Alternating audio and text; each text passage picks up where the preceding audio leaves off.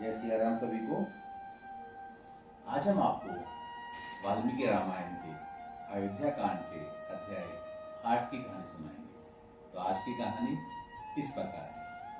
अभी तक मंथरा और महारानी कैकेयी का वार्तालाप हो रहा है और मंथरा महारानी कैकेयी को समझाने की कोशिश कर रही है कि क्यों राम जी का युवराज बनना उनके लिए सही नहीं।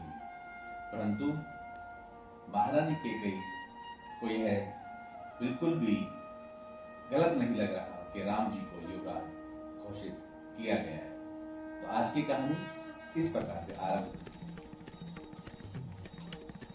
यह सुनकर मंथरा ने कैकेयी की निंदा करके उसके दिए हुए आभूषणों को उठाकर फेंक दिया और को तथा दुख से भरकर वह इस प्रकार बोली, रानी तुम बड़ी नादान हो। अहो तुमने यह हर्ष किस लिए प्रकट किया? तुम्हें शोक के स्थान पर प्रसन्नता कैसे हो रही है? अरे तुम शोक के समुद्र में डूबी हुई हो तो भी तुम्हें अपनी इस विपन्न अवस्था का बोध नहीं हो रहा। देवी, महान संकट में पड़ने पर जहां तुम्हें शोक होना चाहिए वहीं हर्ष हो रहा है। तुम्हारी यह अवस्था देखकर मुझे मन ही मन बड़ा क्लेश सहन करना पड़ता है। मैं दुख से व्याकुल हो जाती हूँ। मुझे तुम्हारी दुर्बुद्धि के लिए ही अधिक शोक होता है। अरे सोत का बेटा स्तु होता है, वह सौतेली माँ के लिए साक्षात मृत्यु के समान है। भला उसके अबुदाय का अवसर देख कौन बुद्धिमती स्त्री अपने मन में हर्ष करती है? यह राज्य भरत और राम दोनों के लिए साधारण भोग वस्तु है। इस पर दोनों का समान अधिकार है। इसलिए श्री राम को भरत से ही भय है। यही सोचकर मैं विषाद में डूब जाती हूँ, क्योंकि भयभीत ही भय प्राप्त होता है। अर्थात आज जिसे भय है वही राज्य प्राप्त कर लेने पर जब सबल हो जाएगा तब अपने भय के हेतु को उखाड़ फेंकेगा। महाबाहु लक्ष्मण संपूर्ण हृदय से रामचंद्र जी के अनुगत हैं। जैसे लक्ष्मण श्री राम के अनुगत है, उसी तरह शत्रुघ्न भी भरत का अनुसरण करने वाले हैं। भामिनी उत्पत्ति के क्रम से श्री राम के बाद भरत का ही पहले राज्य पर अधिकार होता है। लक्ष्मण और शत्रुघ्न तो छोटे हैं, अतः उनके लिए राज्य प्राप्ति की संभावना दूर है। श्री राम समस्त शास्त्रों के ज्ञाता हैं, विशेषतः क्षत्रिय चरित्र के पंडित हैं तथा समयोजित कर्तव्य का पालन करने वाले हैं। अतः उनका तुम्हारे पुत्र के प्रति जो क्रूरतापूर्वक बर्ताव है उसे सोचकर मैं भय से कांप उठती हूँ। वास्तव में कौशल्य ही सौभाग्यवती है, जिनके पुत्र का कल पुण्य नक्षत्र के योग में श्रेष्ठ ब्राह्मण द्वारा युवराज के महान पद पर अभिषेक होने जा रहा है। वे भूमंडल का निष्कष्टक राज्य प्राप्त प्रसन्न होंगी, क्योंकि वे राजा की विश्वास पात्र हैं और तुम दासी के भांति हाथ जोड़कर उनकी सेवा में उपस्थित हो जाओगी। इस प्रकार हम लोगों के साथ तुम भी कौशल्या की दासी बनोगी और तुम्हारा भरत जो तुम्हारा पुत्र है को भी रामचंद्र जी की गुलामी करनी पड़ेगी। रामचंद्र जी के अनंतपुर में परम सुंदरी स्त्रियां हैं। सीता देवी और उनकी सखियां निश्चय ही बहुत प्रसन्न होगी और भरत के प्रभुत्व का नाश होने से तुम्हारी भूमि शोक मार्ग पर होंगी। मंथरा को अत्यंत अप्रसन्नता के कारण इस प्रकार बहकी बहकी बातें करता देख देवी कैकेयी ने श्री राम के गुणों की प्रशंसा करते हुए कहा, कुब्जे,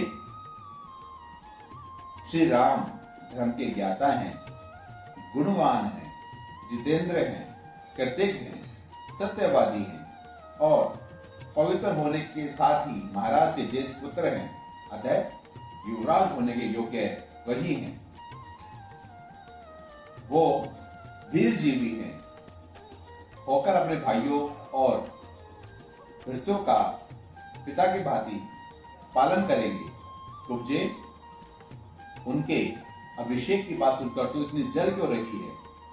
श्री राम जी की राज्य प्राप्ति के 100 वर्ष बाद नरश्रेष्ठ भरत ही निश्चय ही अपने पितामहों का राज्य मिलेगा। मंत्रे, ऐसे अभ्युदय की प्राप्ति के समय जबकि भविष्य में कल्याण ही कल्याण दिखाई दे रहा है, तू इस प्रकार जलती हुई क्यों हो रही है? मेरे लिए जैसा भरत आदर के पात्र है, वैसे ही बल्कि उनसे भी बढ़कर श्री राम हैं, क्योंकि वे कौशल्य से भी बढ़कर मेरी बहुत सेवा किया करते हैं। यदि श्री राम को राज्य मिल रहा है तो उसे भरत को मिला हुआ समझो, क्योंकि श्री रामचंद्र अपने भाइयों को भी अपना ही समझते हैं। कैकेयी की यह बात सुनकर मंत्रा को बड़ा दुख हुआ। वह लंबी और गर्म सांस खींचकर कैकेयी से बोली, रानी,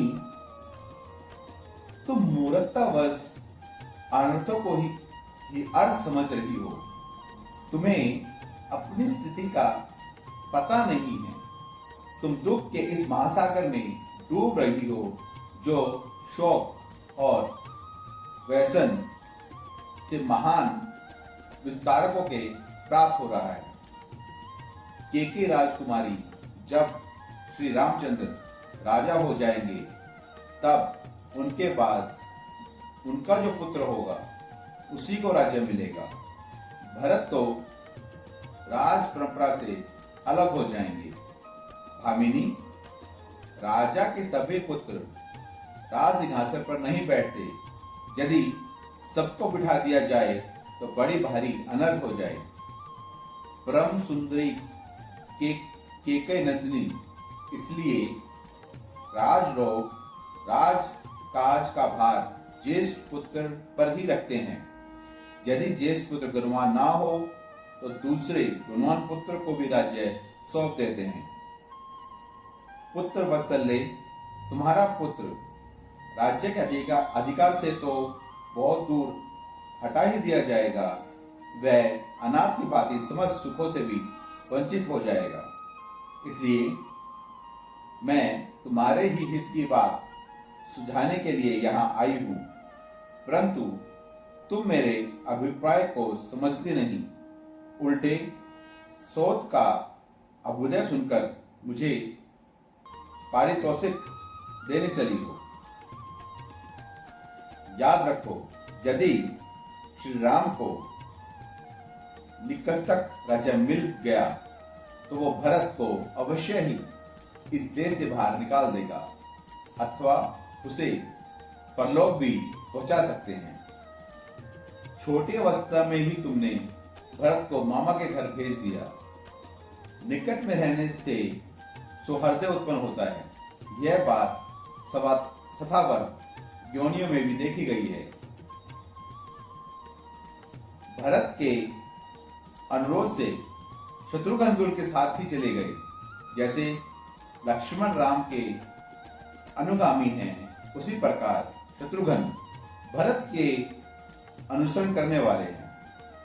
सुना जाता है जंगल की लकड़ी बेचकर जीविका चलाने वाले कुछ लोगों ने किसी वृक्ष को काटने का निश्चय किया, परंतु वह वृक्ष कंटीली झाड़ियों से घिरा हुआ था, इसलिए वे उसे काट नहीं सके। इस प्रकार उन कंटीली झाड़ियों ने निकट रहने के कारण उस वृक्ष को महान भय से बचा लिया।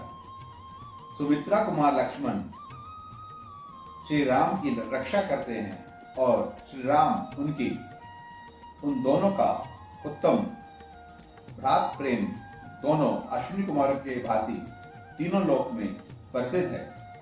इसलिए श्री राम लक्ष्मण का तो कदाचित भी अनिष्ट नहीं करेंगे, परंतु भरत का अनिष्ट किए बिना वो रह नहीं सकेंगे, इसमें संशय नहीं है। अतः श्री रामचंद्र महाराज के महल से ही सीधे वन में चले जाएं। मुझे तो यही अच्छा ज्ञान पड़ता है और इसी में तुम्हारा परम हित है। यदि भरत धर्म अनुसार अपने पिता का राज्य प्राप्त कर लेंगे तो तुम्हारा और तुम्हारे पक्ष के अन्य सब लोगों का भी कल्याण होगा। सौतेला भाई होने के कारण जो श्री राम का सहज शत्रु है, वह सुख भोगने के योग्य तुम्हारा बालक भरत राज्य और धन से वंचित हो राज्य पाकर समृद्धिशील बने हुए श्री राम के वश में पड़कर ऐसा जीवित रहेगा जैसे वन में सिंह हाथियों के युद्धपति पर आक्रमण करता है और वह भागा फिरता है, उसी प्रकार राजा राम भरत का तिरस्कार करेंगे। अतः उस तिरस्कार से तुम भरत की रक्षा करो। तुमने पहले पति का अत्यंत प्रेम प्राप्त होने के कारण घमंड में आकर जिनका अनादर किया था, वे ही तुम्हारी सौत श्री राम माता कौशल्या पुत्र के राज्य प्राप्ति से परम सौभाग्यशाली होने वाली हैं। अब वे तुमसे अपने वैर का बदला क्यों नहीं लेंगी? भामिनी, जब श्री राम अनेक समुद्रों पर्वतों से युक्त समस्त भूमंडल का राज्य प्राप्त कर लेंगे, तब तुम अपने पुत्र भरत के साथ ही दीनहीन होकर अशुभ प्रभाव का पात्र बन जाओगे। याद रखो, जब श्री राम इस पृथ्वी पर अधिकार प्राप्त कर लेंगे, तुम तब निश्चय ही तुम्हारे पुत्र भरत नष्ट प्राय हो जाएंगे। अतः कोई ऐसा उपाय सोचो जिससे तुम्हारे पुत्र को तो राज्य मिले और शत्रुभूत श्री राम का वनवास हो जाए। और इस प्रकार 8वां अध्याय संपन्न होता है। हम कल की कहानी में सुनेंगे कि इसके बाद जो मंथरा ने रानी केकई को कहा है कि राम जी को वनवास हो जाना चाहिए, वो होता है या नहीं, यह हम कल की कहानी में सुनेंगे। और आप सभी लोग सुनते रहिए प्रभु राम की कहानी भक्त मन्नू की ज़बानी। जय सिया राम।